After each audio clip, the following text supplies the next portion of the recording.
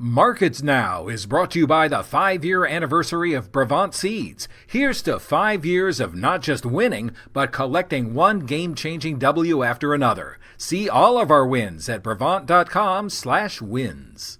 Welcome to Markets Now. I'm Michelle Rook with Alan Brugler of A&N Economics. A down day in both corn and livestock futures trade. And Alan, it felt a bit risk-offish. Was that kind of some apprehension ahead of the Fed announcement in the commodity sector? I think that was a lot of it because you saw it in several sectors. You saw the livestock down fairly hard today, the cattle and feeder cattle particularly, a more muted response, but still lower in the grains. Everybody was waiting to see what the Fed was going to do, what that would do to the dollar, what that would do to interest rates. Initial reactions were to that quarter point cut, where the dollar did weaken quite a bit. Interest rates, like the 10 years yields, dropped a little bit below 4% initially, but I think grains and livestock were just kind of saying, hey, if the dollar weakens after the Fed moves, then that's probably helpful to commodities. It might boost inflation a little bit if the Fed cuts rates, which they did. But you also have this buy the rumor, sell the fact reaction, where okay, that was the cut we expected. What do we trade on now? Right. What about the corn market or even soybeans? We've had a pretty good rally there with these lower yield expectations, but did we run up into some chart resistance and see profit taking, or was there some farmer selling? Well, I think it's mostly chart resistance. You tried to rally into the chart gap for the December futures in the morning, got above 431, but couldn't get to 433, close that gap. You also have a 2/3 speed line at 435. So after failing to close the gap in the early going and given this uncertainty with the Fed, I think we just kind of backed off and said we'll look at it again tomorrow. There's been a little light farmer selling as we got up into that resistance. We've had a pretty nice run off of the August lows. Market's still trying to figure out what the yield situation is. Some of the early fields are coming out, or the emphasis has been on it's below what I thought it was going to be, but in some cases they were looking for all-time record yields and just aren't quite getting it. In other cases, we have to remember that a lot of times when you have a stress on the crop due to disease pressure, that tends to be the corn that comes off first. And we were, as you know, 7% harvested as of Sunday. Yeah, so the market is trying to price in a yield. What do you think we're trading right now, and how low do you think we have to go here? What's your expectation? Well, I'll have a better feeling in a couple of weeks. Mid-September crop condition ratings aren't the best indicator for final yield. The R squareds, the correlations are getting stronger every week. Our virtual corn tour suggested something around high 185 to 186. I think that's still a pretty good number, but we've historically been within 2% of final, and so that does leave you plus or minus 4 bushels. Yeah. What about the soybeans? There, it's not as much about yield as it is about what happens with China and if we get a deal that includes soybeans, right? Well, I think that's what the market wants to talk about. We know USDA's got China importing 112 million tons next year, which is the same as 2 years ago, and it's up from last year by 6 million tons. They're not saying that it's coming from the U.S., although, well, actually they are. Part of it is coming from the U.S. in the WASDE numbers. But the big issue is this is the time of year when we should start to see Chinese sales historically.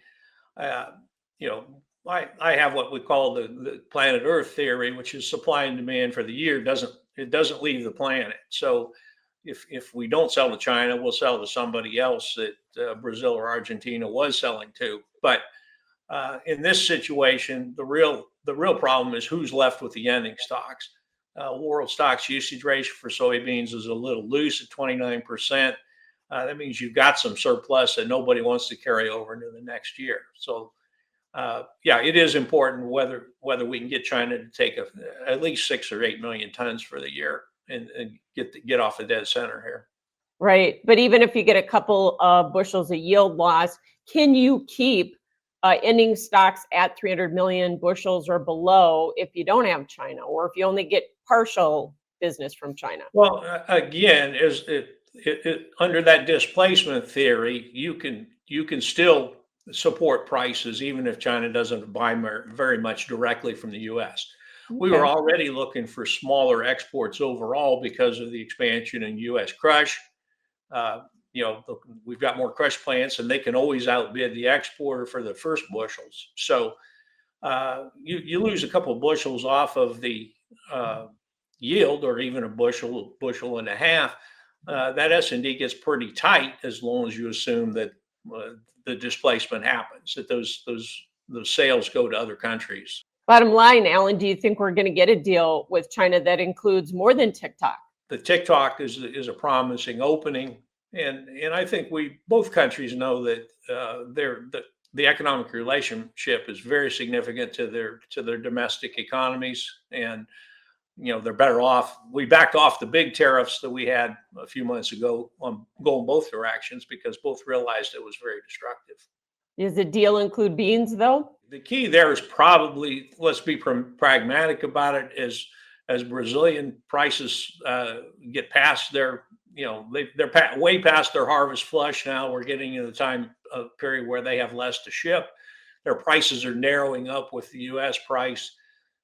There's still that tariff differential, because China's got a tariff on imported U.S. beans, but as that differential gets narrower, the odds of us being able to make some sales to China improve.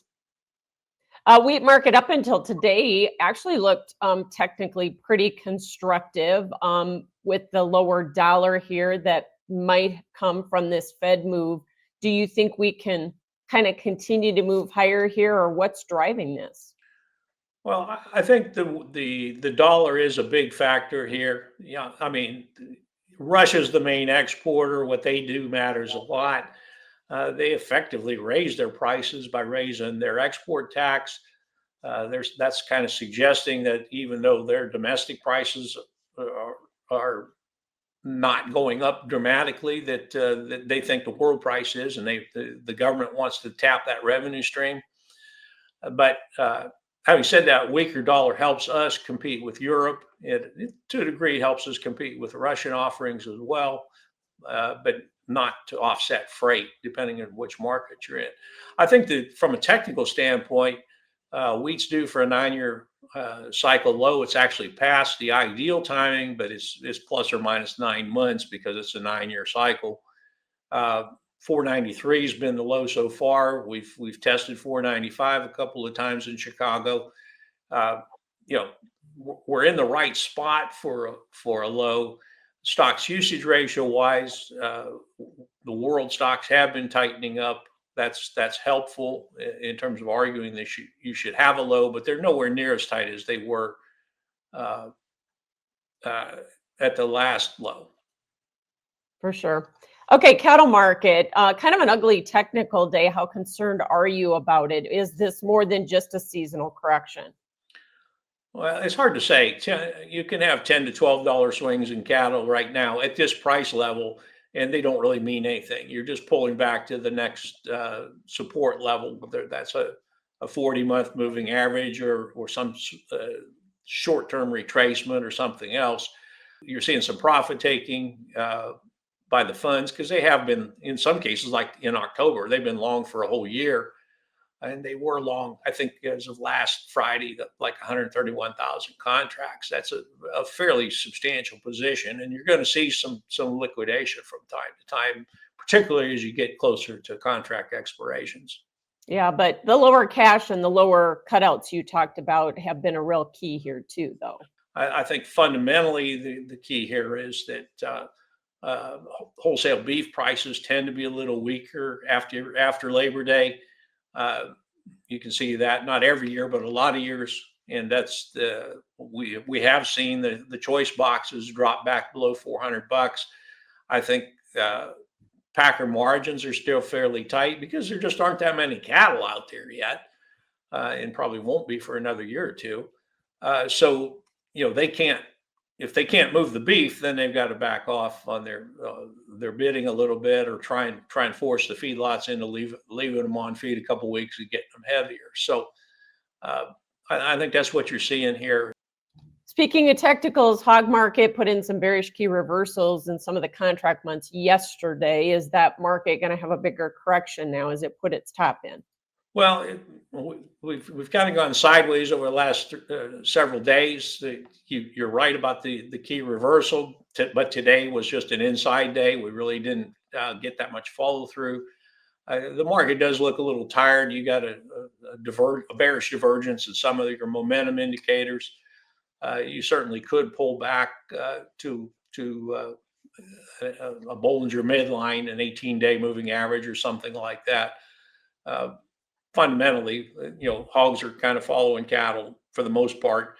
Keep in mind, we do have a hogs and pigs report next week, and we did rally the thing up to $110 on the nearby chart. So a little profit taking ahead of the report would not be unusual either. Makes sense. All right. Thanks so much, Alan Brugler with ANN Economics. That is Markets Now. You were right. You were right.